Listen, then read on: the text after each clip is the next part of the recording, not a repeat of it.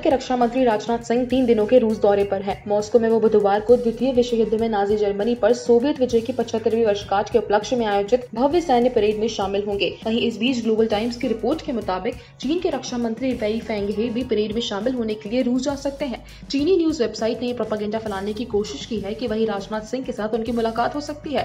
News agency ANI के मुताबिक Moscow में दोनों देश के रक्षा मंत्रियों की मुलाकात की कोई योजना नहीं है। इसे महज चीनी वेबसाइट की तरफ से प्रोपेगेंडा फैलाने की कोशिश करार दिया गया है।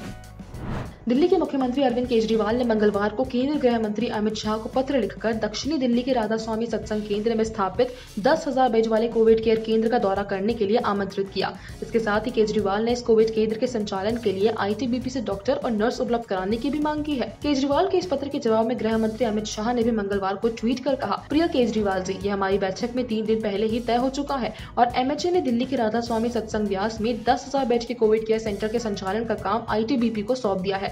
पूरा काम जोरों पर है और इस सेंटर का बड़ा हिस्सा 26 जून तक चालू हो जाएगा। भारत और चीन के बीच सीमा पर तनाव बना हुआ है। इस बीच देश भर में 70% से अधिक लोग राष्ट्रीय सुरक्षा के मामले पर PM मोदी पर भरोसा जता रहे हैं। IANS वोटर सर्वेक्षण में ये बात सामने आई है। हाल ही में किए गए IANS वोटर स्नैप पोल के अनुसार देश के 72.6% लोगों का मानना है कि PM मोदी स्थिति को काफी हद तक संभाल लेंगे। वहीं 16.2% लोगों को लगता है कि कुछ हद तक स्थिति संभाल पाएंगे, जबकि 11.2% लोगों ने इस मामले में PM मोदी पर कोई भरोसा नहीं जताया। यह सर्वेक्षण विभिन्न भौगोलिक पृष्ठभूमि से लेकर विभिन्न आर्य विभाग, शिक्षा के स्तर के साथ साथ अलग अलग जाति से जुड़े लोगों के बीच किया गया है, जिन्होंने बेबाकी से अपनी राय रखी है। ये सर्वेक्षण पिछले हफ्ते भारत और चीन के बीच सीमा पर चल रहे तनाव के बीच हुआ है, जब पिछले हफ्ते लद्दाख की गलवान घाटी में दोनों देशों की सेना आपस में भिड़ गई थी, जिसमें एक कमांडिंग अधिकारी सहित 20 भारतीय सैनिक शहीद हो गए थे। बिहार विधानसभा चुनाव से पहले राष्ट्रीय जनता दल को बड़ा झटका लगा है। राष्ट्रीय जनता दल के 5 विधान पार्षदों ने एक साथ पार्टी छोड़ दी है। RJD के 5 MLC इस्तीफा देने के बाद CM आवास पहुंचे, जहां उन्होंने CM नीतीश कुमार से मुलाकात की।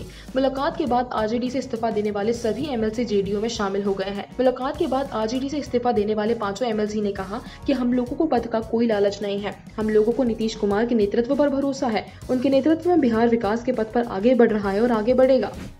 प्रदेश के पूर्वी अंचलों में मानसून सामान्य है। अगले 2 दिनों में पूरे प्रदेश में मानसून सक्रिय होने के आसार बनाए गए हैं।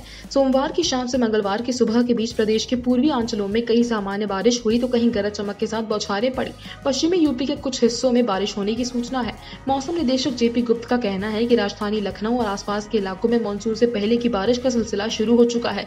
बुधवार को लखनऊ और आसपास के इलाकों में मानसून पहुंचने की आधिकारिक घोषणा की जाएगी। मौसम विभाग ने बुधवार यानी 24 जून को पूरे प्रदेश के कुछ हिस्सों में भारी बारिश और कहीं कहीं बहुत भारी बारिश होने की चेतावनी जारी की है। बारिश का सिलसिला गुरुवार 24 जून व शुक्रवार 25 जून को भी जारी रहेगा।